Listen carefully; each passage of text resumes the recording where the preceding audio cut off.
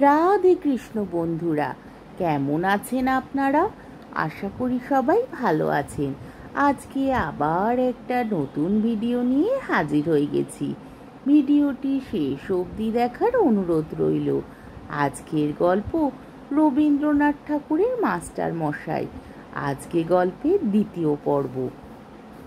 অধর মজুমদারির বাপ সামান্য শিব সরকারি হইতে আরম্ভ করিয়া একটা বড় হৌসের মুচুদ্দিগিরি পর্যন্ত উঠিয়াছিলেন।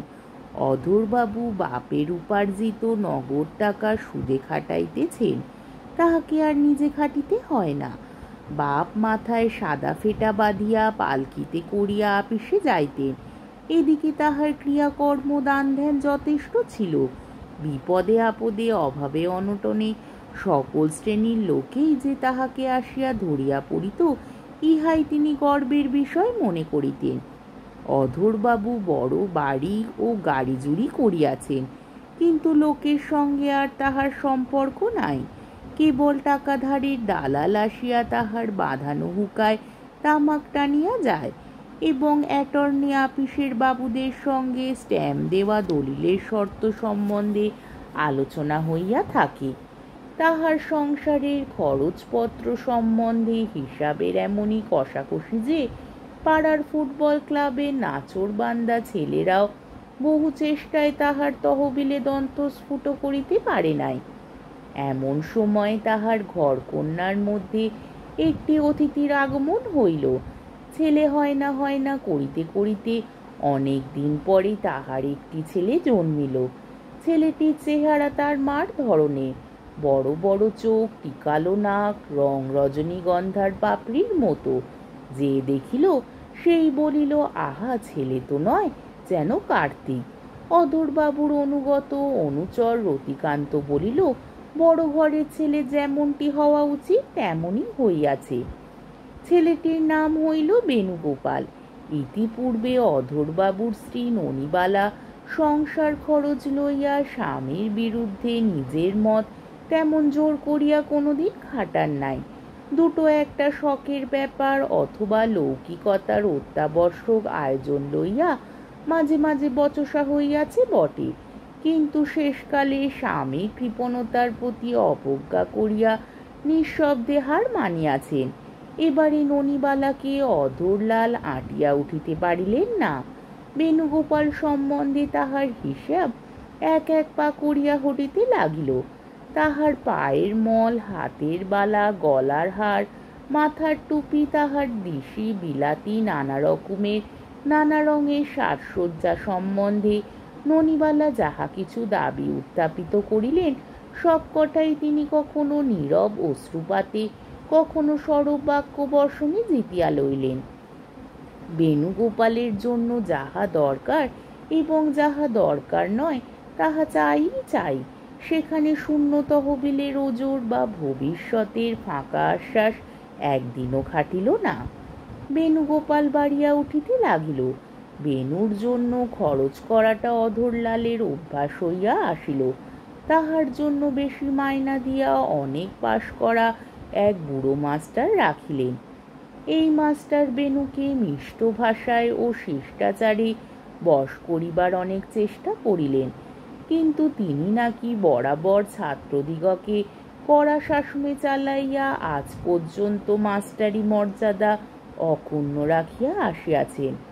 সেই জন্য তাহার ভাষার মিষ্টতা ও আচারের শিষ্টতায় কেবলই বেসুর লাগিল। সেই শুষ্ক সাধনায় ছেলে ভুলিল না। ননিবালা অধরলালকে কহিলেন, ও তোমার কেমন মাস্টার? ওকে দেখিলেই যে ছেলে অস্থির হইয়া ওঠে, ওকে ছাড়াইয়া দাও। বুড়ো মাস্টার বিদায় হইল। সেকালে মেয়ে যেমন স্বয়ংবরা হইত, তেমনি ননিবালার ছেলে স্বয়ং মাস্টার হইতে বসিল। সে যাহাকে না বরিয়া লইবে তাহার সকল পাস ও সকল সার্টিফিকেট বৃথা। এমনই সময়টিতে গায়ে একখানি ময়লা চাদর ও পায়ে ছেঁড়া ক্যাম্বিসের জুতো পরিয়া মাস্টারি রুমেদারিতে হরলাল আসিয়া জুটিল।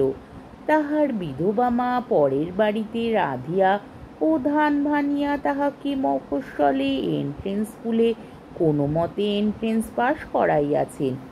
এখন হরলাল কলকাতায় কলেজে পড়িবে বলিয়া প্রাণপণ প্রতিজ্ঞা করিয়া বাহির হইয়াছে। অনাহারে তাহার মুখের নিম্ন অংশ শুকাইয়া ভারতবর্ষের কন্যাকুমারীর মতো স্বরূপ হইয়া আসিয়াছে। কেবল মস্ত কপালটা হিমালয়ের মতো প্রশস্ত হইয়া অত্যন্ত চোখে পড়িতেছে। মরুভূমির বালু হইতে সূর্যের আলো যেমন ঠিকরাইয়া পড়ে, তেমনি তাহার দুই চক্ষু হইতে দৈন্যের একটা অস্বাভাবিক দীপ্তি বাহির হইতেছে। দারোয়ান জিজ্ঞাসা করিল, তুমি কি চাও? কাহাকে চাও? হরলাল ভয় ভয় বলিল, বাড়ির বাবুর সঙ্গে দেখা করিতে চাই। দারোয়ান কহিল, দেখা হইবে না। তাহার উত্তরে হরলাল কি বলিবে ভাবিয়া না পাইয়া ইতস্তত করিতেছিল। এমন সময় 7 বছরের ছেলে বেণুগোপাল বাগানে খেলা সারিয়া দেউড়িতে আসিয়া উপস্থিত হইল। দারোয়ান হরলালকে দ্বিধা করিতে দেখিয়া আবার কহিল, বাবু চালা যাও। বেণুর হঠাৎ জিদ চড়িল। সে কহিল, নেহি জায়গা বলিয়া সে হরলালের হাত ধরিয়া তাহাকে দোতলার বারান্দায় তাহার বাপের কাছে লইয়া হাজির করিল। বাবু তখন দিবা নিদ্রা সারিয়া জড়ালো স্বভাবে বারান্দায় বেতের কেদারায় চুপচাপ বসিয়া পা দোলাইতেছিলেন ও বৃদ্ধ রতিকান্ত একটা কাঠের চৌকিতে আসন হইয়া বসিয়া ধীরে ধীরে তামাক টানিতেছিলেন। সেই দিন এই সময় এই অবস্থায় দৈবক্রমে হরলালের মাস্টারি বাহাল হইয়া গেল। রতিকান্ত জিজ্ঞাসা করিল, আপনার পড়া কি পর্যন্ত? হরলাল একটুখানি মুখ নিচু করিয়া কহিল, এন্ট্রেন্স পাস করিয়াছি। রতিকান্ত ভ্রু তুলিয়া কহিল, শুধু এন্ট্রেন্স পাস? আমি বলি কলেজে পড়িয়াছেন, আপনার বয়সও তো নেহাত কম দেখি না। হরলাল চুপ করিয়া রহিল। আশ্রিত আশ্রয় প্রত্যাশীদিগকে সকল রকমে পীড়ন করায় রতিকান্তের প্রধান আনন্দ ছিল। রতিকান্ত আদর করিয়া বেণুকে কোলের কাছে টানিয়া লইবার চেষ্টা করিয়া কহিল, কত এমএ বিয়ে আসিল গেল, কাহাকেও পছন্দ হইল না, আর শেষকালে কি সোনাবাবু এন্ট্রেন্স পাশ করা মাস্টারের কাছে পড়িবেন? বেণু রতিকান্তের আদরের আকর্ষণ জোর করিয়া ছাড়াইয়া লইয়া কহিল, যাও। রতিকান্তকে বেণু কোনো মতেই সহ্য করিতে পারিত না, কিন্তু রতি ও বেণুর এই অসহিষ্ণুতাকেও তাহার বাল্য মাধুর্যের একটা লক্ষণ বলিয়া ইহাতে খুব আমোদ পাইবার চেষ্টা করিত এবং তাহাকে সোনাবাবু চাঁদবাবু বলিয়া খেপাইয়া আগুন করিয়া তুলিত। হরলালের উমেদারি সফল হওয়া শক্ত হইয়া উঠিয়াছিল। সে মনে মনে ভাবিতেছিল, এইবার কোনো সুযোগ চৌকি হইতে উঠিয়া বাহির হইতে পারিলে বাঁচা যায়। এমন সময় অধরলালের সহসা মনে হইল, এই ছোকরাটিকে নিতান্ত সামান্য মাহিনা দিলেও পাওয়া যাইবে। শেষকালে স্থির হইল, হরলাল বাড়িতে থাকিবে, খাইবে ও 5 টাকা করিয়া বেতন পাইবে। বাড়িতে রাখিয়া যেটুকু অতিরিক্ত দাক্ষিণ্য প্রকাশ করা হইবে, তাহার বদলে অতিরিক্ত কাজ আদায় করিয়া লইলেই এইটুকু দয়া সার্থক হইতে পারিবে। আজকের পর্বটি এখানেই শেষ হলো। আমার ভিডিওটি যদি আপনাদের ভালো লেগে থাকে তাহলে আমাকে কমেন্টের মাধ্যমে আপনাদের মূল্যবান মতামত অবশ্যই জানাবেন এবং আমার ভিডিওটিকে লাইক ও শেয়ার করার ও আমার চ্যানেলটিকে সাবস্ক্রাইব করারও অনুরোধ রইল। তাহলে আজকের ভিডিওটা এই অবধি। পরের দিন আবার এই গল্পেরই 3য় পর্ব নিয়ে হাজির হয়ে যাব। ততক্ষণ পর্যন্ত আপনারা সবাই ভালো থাকবেন, সুস্থ থাকবেন, সাবধানে থাকবেন এবং আমার ভিডিওটি দেখতে থাকবেন। তাহলে আজকে আসি। রাধে কৃষ্ণ।